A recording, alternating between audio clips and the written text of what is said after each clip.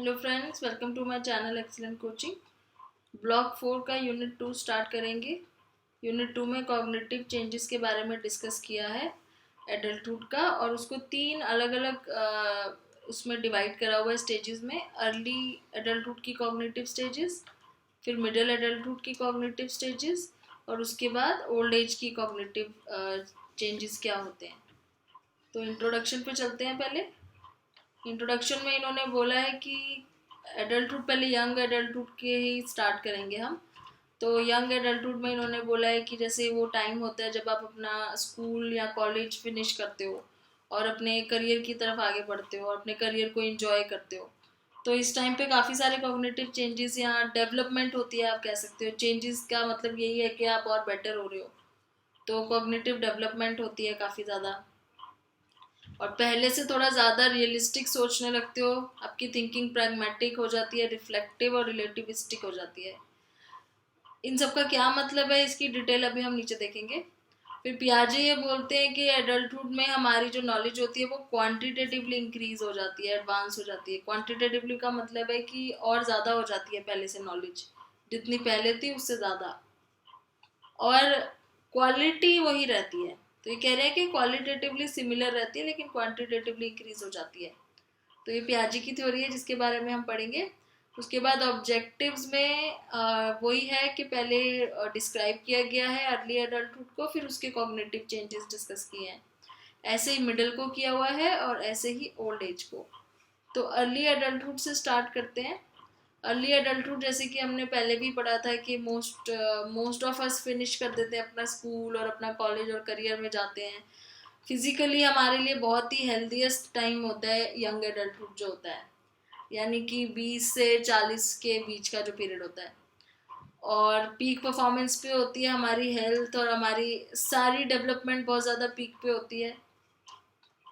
Cognitively ये भी time होता है कि कॉग्निशंस भी हमारी इम्प्रूव होती हैं। तो cognitively it is a time to grow up and make life decisions बनाने का टाइम होता है। Socio emotionally it is a time to take on roles of independence, lifestyle, marriage and family.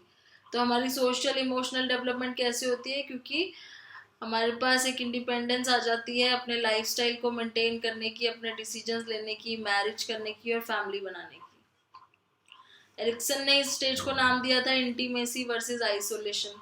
तो इंटीमेसी होगी या फिर आइसोलेशन हो जाएगा, दो ही चीज़ें होती हैं, या तो आपका रिलेशन होगा किसी के साथ या isolation.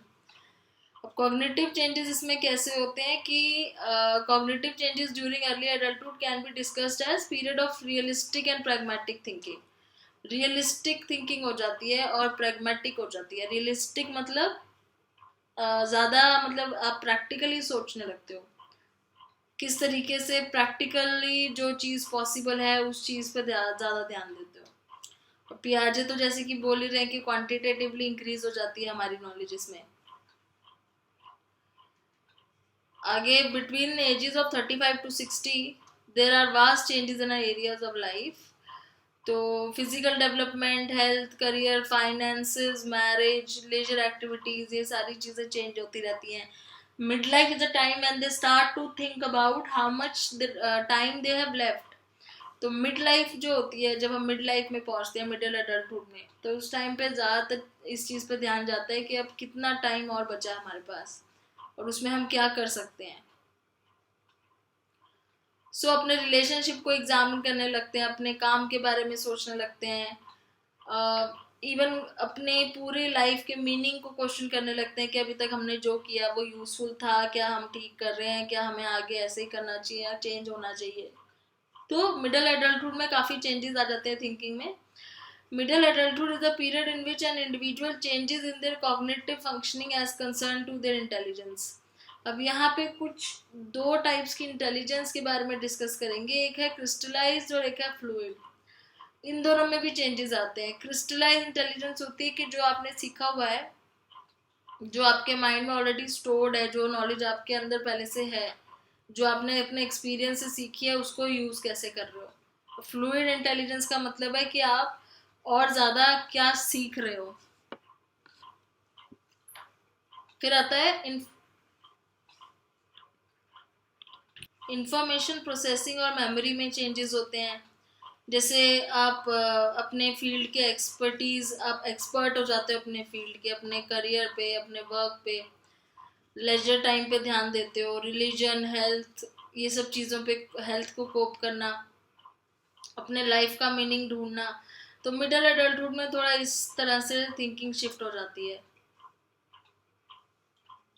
While the adult years are generally a time of vitality and good health, there are health concerns.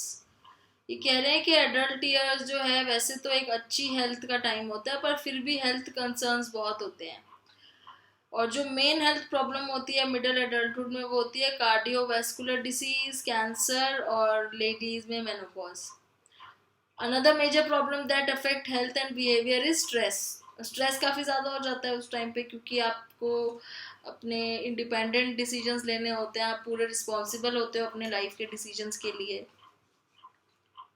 तो आगे चलते हैं। During the middle adult years, there is a noticeable change in how adults view their career. By this time, most individuals have settled into their careers and between the ages of 40 to 45 have ceased to advance up the career ladder. तो ये कह रहे हैं कि इस time पे mostly अपने career के ऊपर ध्यान देने का टाइम होता है, और जो इंडिविजुअल्स होते हैं वो 40 टू 45 के बीच में करियर में ज़्यादा मतलब अपने आप को एडवांस नहीं वो करना चाहते हैं, अपने ज़्यादा आगे नहीं जाना चाहते हैं, 40 टू 45 के बीच में सेटल होना चाहते हैं। In general job satisfaction and commitment tend to be high. मतलब जॉब सेटिस्फैक्शन और कमिटमेंट बहुत ज़रूरी हो जाती है इस टाइम के लिए। It is also at this time that adults adjust their idealistic hope to realistic possibilities. It is also this time that adults adjust their idealistic hopes to realistic possibilities. तो जो आइडियलिस्टिक थिंकिंग होती है adolescent as में, वो अब थोड़ी realistic हो जाती है। आइडियलिस्टिक मतलब जो हर चीज़ को उस तरीके से देखते हैं, आइडियल तरीके से देखते हैं, वो चीज़ अब थोड़ी रियल हो जाती है कि हर मतलब जैसे थिंकिंग बदल जाती है कि सब परफेक्ट नहीं हो सकता, हर चीज़ आइडियली परफेक्ट नहीं हो सकती है, तो रियलिस्टिक तरीके से देखते हैं। और जो आगे के गोल्स होते हैं उनके, वो इस चीज़ पर डिपेंडेंट होते हैं कि आगे उनके पास रिटायरमेंट से पहले कितना टाइम बचा है, तो अपनी जो प्लानिंग है वो उस हिसाब से करते हैं, जो जितना टाइम है। तो इस तरीके से थिंकिंग चेंज होने लगती है। फिर क्रिस्टलाइज इंटेलिजेंस इंप्रूव हो जाती है मिडिल एज में। क्रिस्टलाइज क्या होती है कि आप जो चीज़ें सीखते जाते हो, जो आपके माइंड में स्टोर होती जाती हैं, जो चीज़ें जो जो आप सीख रहे हो, जो आपको एक्सपीरियंस हो रहा है, वो आपको धीरे धीरे आपकी इंटेलिजेंस में ऐड होता जा रहा है। और the ability to remember and use information acquired over a life time is increased. तो याद करने की एबिलिटी बेटर हो जाती है। जो इन्फॉर्मेशन आपने एक्वायर करी है या लर्न करी है अभी तक, जो चीज़ें, उसको यूज़ करने की उसका टाइम आ जाता है यूज़ करने का। Individual is able to store information and processes automatically in their daily life. तो डेली लाइफ में वो अपनी जो भी नॉलेज है उसको, पर्सन को, उस इंफॉर्मेशन को यूज़ करना शुरू कर देते हैं। Many psychologists believe that fluid intelligence was primarily genetic and that was crystallized intelligence was primarily learned. तो साइकोलॉजिस्ट ये कह रहे हैं कि जो फ्लूइड इंटेलिजेंस है वो प्राइमरीली जेनेटिक है। जेनेटिक का मतलब जो पेरेंट्स से हमें जीन्स में मिली है, वो है फ्लूइड इंटेलिजेंस, कि हम कितना और सीख सकते हैं। और जो क्रिस्टलाइज इंटेलिजेंस है वो लर्नड है। क्रिस्टलाइज इंटेलिजेंस मीन्स जो हम सीखी हुई चीज़ों को आगे यूज अप्लाई करते हैं अपनी लाइफ में।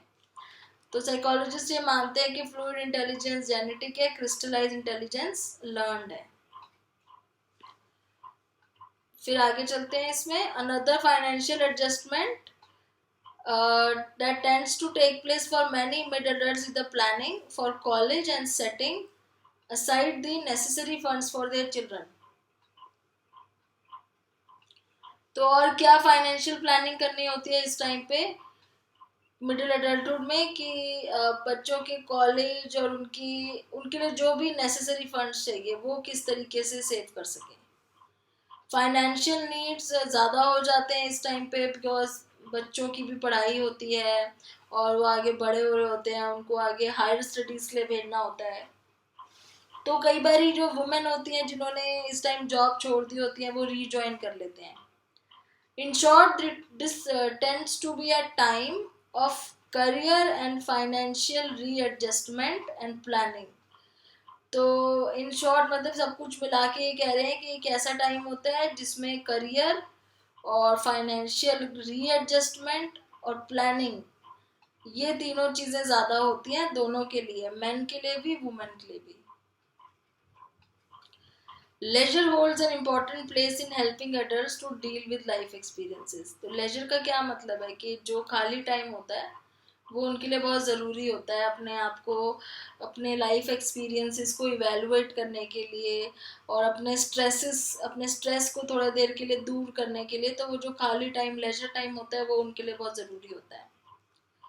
Early adulthood is the stage of our life between ages 20 to 40 years which are typically vibrant, active and healthy। तो अब ये वापस से यहाँ पे आ गए हैं अर्ली एडल्टहुड पे कि वो ऐसा टाइम है पीरियड का जब हम बहुत वाइब्रेंट, एक्टिव, हेल्दी होते हैं और हमारा मेन टास्क होता है इसमें अपना करियर सेट करना और अपनी फैमिली बनाना, मतलब कि मैरिज हो गया, एक गोल हो गया जो हमारा। तो इसमें आगे अब इसमें कॉग्निटिव चेंजेस पे चलते हैं क्योंकि जनरल इंट्रोडक्शन हमने काफ़ी बार पढ़ लिया है। तो कॉग्निटिव इंट्रोडक्शन में लिखा है कि रियलिस्टिक और प्रैग्मेटिक थिंकिंग होती है, रिफ्लेक्टिव और रिलेटिविस्टिक होती है, जिसको इन्होंने नीचे डिटेल में बताया हुआ है। Realistic means looking at all aspects of a situation, मतलब हर तरीके से हर सिचुएशन को देखना, पॉजिटिव, नेगेटिव, न्यूट्रल, दोनों साइड्स ऑफ द कॉइन जो देखते हैं, कहते हैं कि looking at both sides of the coin, कि आप किसी भी चीज़ की नेगेटिव पॉजिटिव दोनों साइड देखते हो, रियलिस्टिक थिंकिंग उसे बोलते हैं। बैलेंस तरीके से सोचना, फेयर तरीके से सोचना। Some experts argue that idealism of Piaget's formal operational state declines in young adulthood। तो वो जो फॉर्मल ऑपरेशनल स्टेज में आइडियलिज्म था, जो एडोलेसेंट एज में आइडियलिज्म था, वो अब डिक्लाइन होना शुरू हो जाता है क्योंकि रियलिस्टिक हो जाते हैं ना, इतना ज़्यादा आइडियलिस्टिक नहीं सोचते हैं हर चीज़ के बारे में। Shai argues that adults use information differently than adolescents। तो यहाँ पे according to K. Warner Shai, adults progress beyond adolescents in their use of intellect। We typically switch from actually acquiring knowledge to applying that knowledge। तो वही चीज़ है कि जो चीज़ आप adulthood में अभी तक सिर्फ सीख रहे थे, एक्वायर कर रहे थे, अब उसको आप अप्लाई करना शुरू कर देते हो उस नॉलेज को। तो इसको स्टेजेस में डिवाइड करा हुआ है कॉग्निशन को। पहली है achieving stage, involves applying one's intelligence to situations that have profound consequences on achieving long term goals। तो पहले तो आप अपनी इंटेलिजेंस को अप्लाई करते हो अपने गोल्स को अचीव करने के लिए, करियर गोल्स को, तो अपने कॉग्निटिव स्किल्स को और ज़्यादा बेटर कर लेते हो, अपने बिहेवियर को मॉनिटर करना शुरू कर देते हो अपने गोल्स को अचीव करने के लिए। दूसरी स्टेज है रिस्पॉन्सिबिलिटी स्टेज। ये स्टेज कब शुरू होती है? The stage of development begins in early adulthood and x tends into middle adulthood. At this is a time when family is established and attention is given to the needs of a spouse and children। तो ये responsibility वाली stage होती है जब आपकी family होती है, आपकी अटेंशन उस पर अपने स्पाउस और अपने बच्चों के नीड्स को पूरा करने में जाती है। तो सोशल रिस्पॉन्सिबिलिटीज़ आ जाती हैं, फिर करियर की रिस्पॉन्सिबिलिटीज़ आ जाती हैं।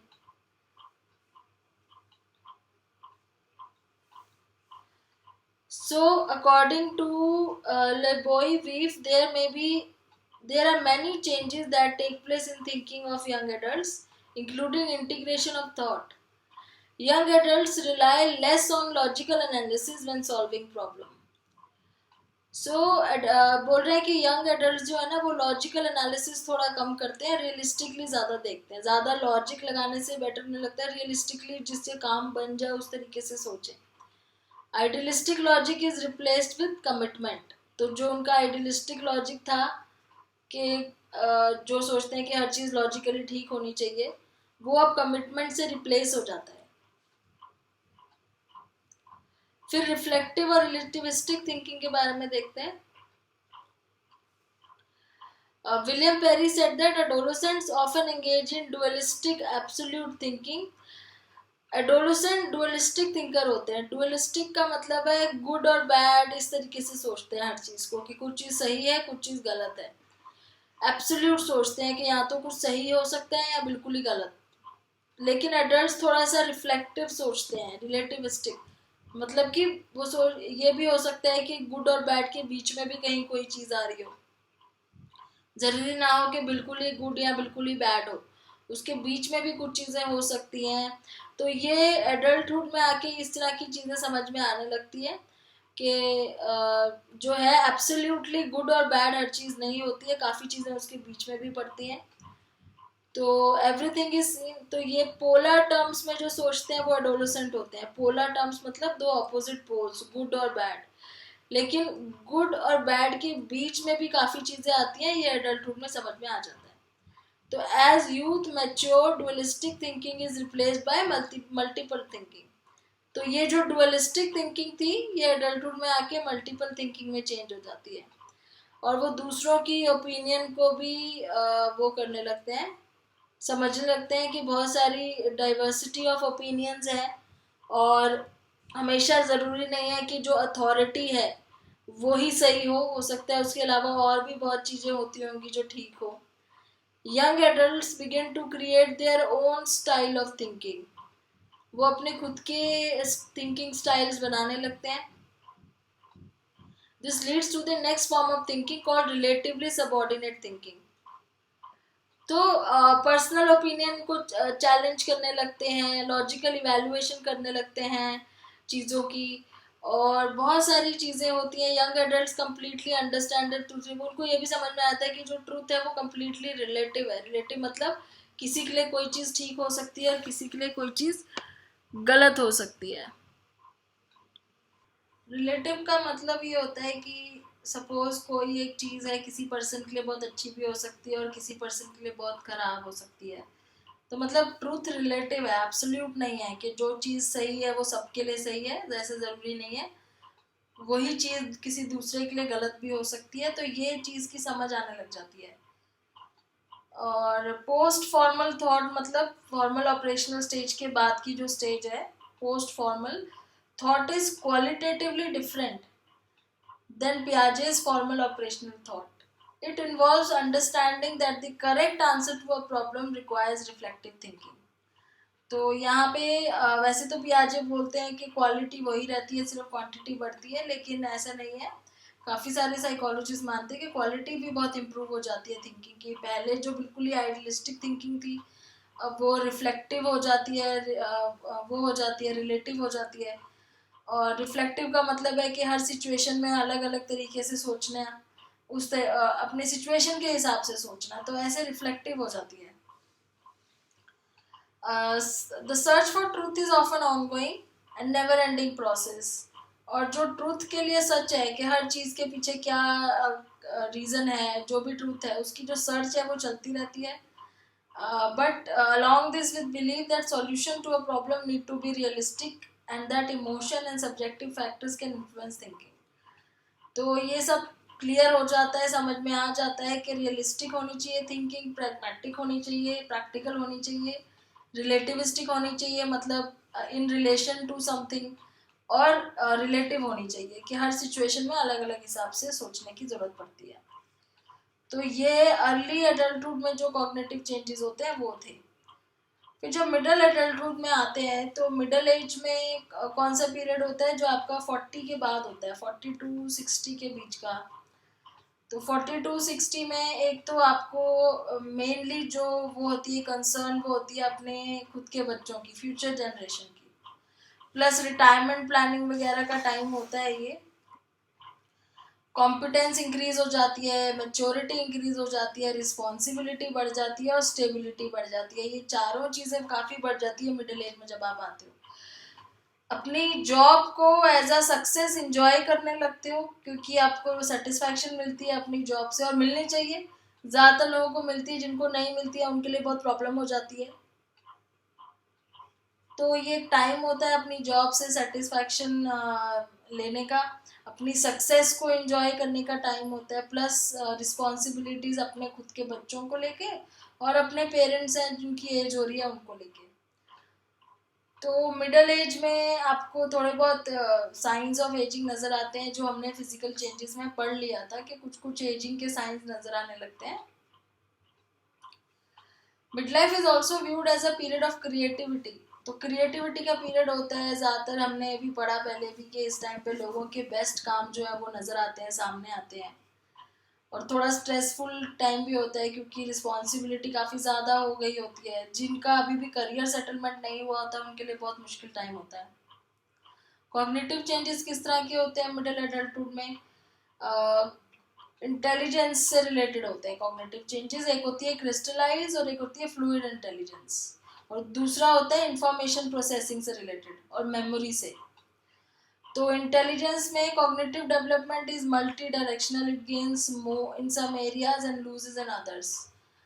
तो यहाँ तो कुछ चीज़ों में इंक्रीज होता है और कुछ चीज़ों में लॉस होता है कॉग्निटिव एरियाज में। तो इसमें लिखा है cross sectional measures of intelligence show decrease which there may be a cohort effort of better or more schooling, longitudinal measures show increase at least until the age of 50। तो cross sectional major मतलब अलग अलग चीज़ों के बारे में, अलग अलग जो इंटेलिजेंस, जो हमने बहुत डिफरेंट टाइप्स की इंटेलिजेंस के बारे में सुना है, तो वो अलग अलग टाइप्स की इंटेलिजेंस इतनी ज़्यादा नहीं रहती है। लेकिन लॉन्गिट्यूडनल मेजर का मतलब है एक ही चीज़ में, एक पर्टिकुलर चीज़ में आप और ज़्यादा बेटर होते जाते हो। तो हर एरिया की इंटेलिजेंस तो नहीं रहती है, हर एरिया में आप इतने ज़्यादा एक्सपर्ट नहीं रहते हो, बट एक पर्टिकुलर अपनी फील्ड में काफ़ी बेटर होते जाते हो। Cognitive abilities are more likely to increase than decrease. तो कॉग्निटिव एबिलिटी इंक्रीज होती है इस टाइम पे। एंड हाँ, अर्थमेटिक स्किल्स हो सकता है थोड़े से वो हो जाए, कैलकुलेशन वगैरह स्लो हो सकती है। फिर फ्लूइड इंटेलिजेंस की बात की थी हमने, तो फ्लूइड इंटेलिजेंस जो है उसमें क्या आता है कि जैसे एबिलिटी टू सी रिलेशनशिप्स को समझना, रीजनिंग। आपने अगर रीजनिंग वगैरह के क्वेश्चंस कभी करे हुए हैं तो आपको समझ आएगा कि रीजनिंग वगैरह जो होती है वो इसमें आती है फ्लूइड इंटेलिजेंस में, कि सिचुएशन को एनालाइज कर पाना, रीजन कर पाना, उसके रिलेशनशिप्स को समझ पाना आपस में, चीज़ों के रिलेशनशिप को, ये हो गई फ्लूइड। और क्रिस्टलाइज का मतलब है कि जो आपको ऑलरेडी नॉलेज है उस नॉलेज को आप कैसे यूज कर सकते हो। तो फ्लूइड मतलब आप जो नई चीजें कर रहे हो, क्रिस्टलाइज मतलब जो ऑलरेडी है उसी से आप उसको यूज कर रहे हो। तो fluid intelligence is the flexible reasoning and made up of basic mental ability such as inductive reasoning, abstract thinking, speed of thinking, ये सारी फ्लूइड में आती है। तो ये वाली थिंकिंग में डिक्रीज होने लग जाता है मिडिल एज में, क्योंकि आपकी स्पीड ऑफ थिंकिंग उतनी नहीं होती है और थोड़ा सा रीजनिंग कैपेबिलिटीज कम होने लगती हैं, जैसे पजल सॉल्व करना वो सब आ जाता है। फिर नेक्स्ट है fluid intelligence peaks during early adulthood. Early adulthood में बहुत ज़्यादा होती है फ्लूइड इंटेलिजेंस, लेकिन धीरे धीरे मिडिल एज में कम होना शुरू हो जाती है। क्रिस्टलाइज में लिखा है कि क्रिस्टलाइज इंटेलिजेंस अच्छी मतलब इंक्रीज होती है, बेटर होती है। जैसे क्रिस्टलाइज इंटेलिजेंस कौन ज़्यादा यूज़ करते हैं? जैसे हिस्टोरियंस होते हैं, फिलोसोफर्स होते हैं, प्रोज राइटर्स होते हैं, ये वो लोग होते हैं जो अपने लाइफ के एक्सपीरियंसेस से आगे सीख के कुछ करते हैं।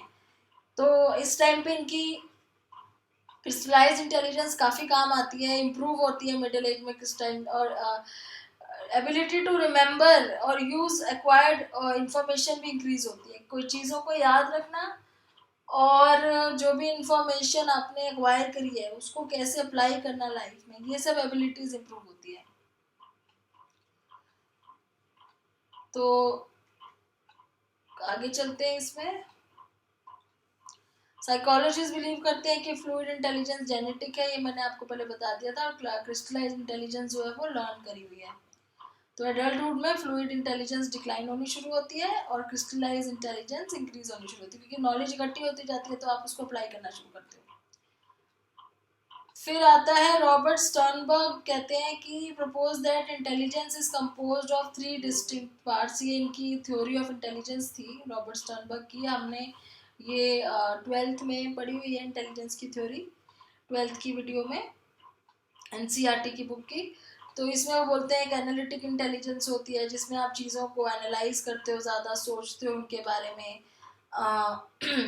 तो इसमें क्या होता है कि मेंटल प्रोसेसेस किस तरह के इन्वॉल्व होते हैं, जैसे learning, remembering, thinking, and they tend to have an extensive highly organised knowledge of a particular domain. तो जिस फील्ड में काम कर रहे होते हैं मिडिल एज पर्सन, उनकी जो फील्ड होती है उनमें उनकी नॉलेज बहुत इंक्रीज होती है, क्योंकि उसमें वो काफ़ी एक्सपीरियंस हो गया होता है उन्हें। अपने जॉब को लेके कमिटमेंट थोड़ी सी पहले से और ज़्यादा इंक्रीज हो जाती है। फिर क्रिएटिव नॉलेज होती है दूसरी। क्रिएटिव नॉलेज में क्या होता है कि कुछ नया सोचना, कुछ नया वो करना, क्रिएटिवली कुछ करना नया। तो creative is another important adult skill related to intelligence. We know that some kinds of creativity like writing peaks during middle adulthood. तो कुछ ऐसी creativity है जो middle adulthood में बहुत increase हो जाती है। जैसे राइटिंग वाला पार्ट है बहुत इंक्रीज हो जाता है, क्योंकि आपको काफ़ी एक्सपर्ट हो जाते हो आप, काफ़ी नॉलेज हो जाती है अपने लैंग्वेज की, ग्रामर की। रिपेयरिंग वाली चीज़ें हैं जैसे उसमें, और डिज़ाइनिंग में, क्योंकि एक्सपीरियंस चाहिए होता है इन सब चीज़ों में जो और बेटर हो जाती है। इनोवेटिव थिंकिंग हो जाती है और एक्सपर्टीज इंक्रीज हो जाती है। मतलब वही है कि आप एक्सपर्ट हो जाते हो। तो जो नॉलेज आप अभी तक सीख रहे हो आप उसको अप्लाई करना शुरू करते हो, जिसकी वजह से आपकी क्रिएटिविटी बेटर हो जाती है मिडिल एज में। They prefer to make their own decision and plan. Middle age वाले जो लोग होते हैं वो अपना खुद का डिसीजन और अपना खुद का प्लान फॉलो करने में ज़्यादा प्रेफरेंस देते हैं और अपने क्रिएटिविटी का यूज़ करते हैं, जिससे उनके काम में बहुत बेटर परफॉर्मेंस होती है क्रिएटिविटी इंक्रीज होने की वजह से। तीसरी जो इंटेलिजेंस है स्टर्नबर्ग कहते हैं वो होती है प्रैक्टिकल इंटेलिजेंस। प्रैक्टिकल इंटेलिजेंस मतलब अपने डेली लाइफ में किस तरीके से हम एडजस्ट कर रहे हैं, अपने लाइफ टाइम में किस तरीके से हम एक्टिविटीज़ में इंटरेस्ट दिखा रहे हैं, तो ये इंटेलिजेंस भी बेटर हो जाती है पहले से। अच्छा, there is a decrease in heart rate and due to vacations and, heart rate में डिक्रीज हो जाता है and decrease rate of heart rate and death due to vacations and leisure. तो हार्ट प्रॉब्लम्स वगैरह इंक्रीज होना शुरू हो जाती है। फिर information processing of the memory के बारे में हम नेक्स्ट वीडियो में डिस्कस करेंगे यहाँ से। तो यहीं पे मैं इसको एंड करती हूँ। Thanks for watching.